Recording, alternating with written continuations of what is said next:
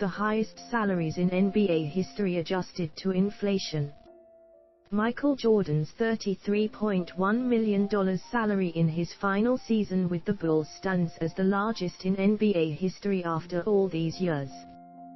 But that figure is probably going to become the new normal for basketball superstars, with all the money coming in thanks to the massive TV deal kicking in soon.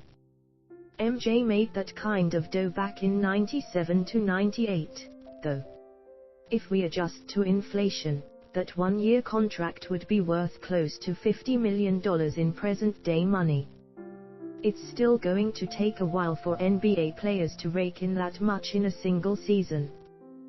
Below you will find the list with the top 25 salaries in the history of the league factoring in inflation. Only 8 players featured aside from His Airness: Scottie Pippen, Patrick Ewing, Alonzo Mourning, Juwan Howard, Shaquille O'Neal, Kevin Garnett, Tracy McGrady and, of course, Bryant.